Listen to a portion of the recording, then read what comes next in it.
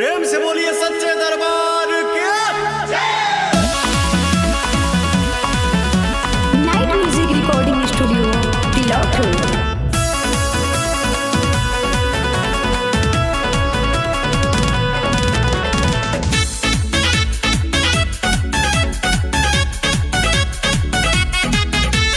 सुनिए बलम करी रहो तैयारी, सबे के हो जाता देखी माई के दुआरी।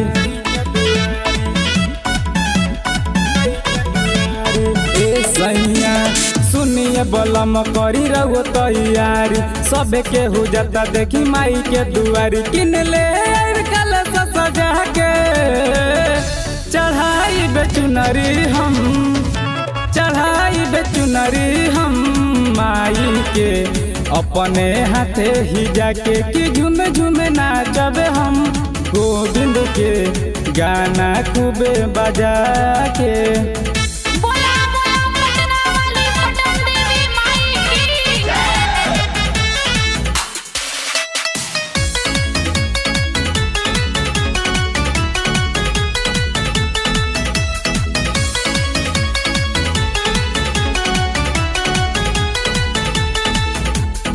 माई के हम दर्शन करब इह सपना हमारे बा। माई के कृपा से खुश पूरा घर परिवार बा, पूरा घर परिवार बा।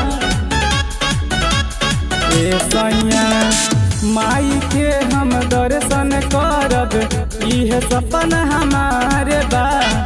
माई के कृपा से खुश पूरा घर परिवार बा। चली जल्दी राजा अब देर न लगाई, खुश होई मन दर्शन पाके।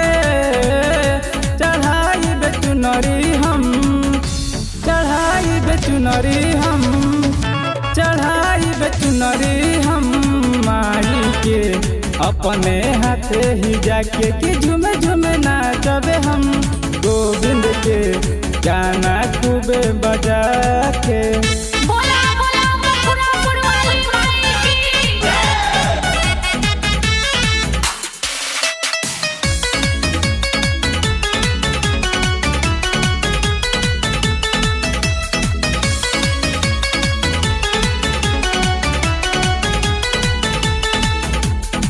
लादिए गो कवनो राजा हमरा खातिर साड़ी, असो हम तो मानब नहीं देव चाहे गारी।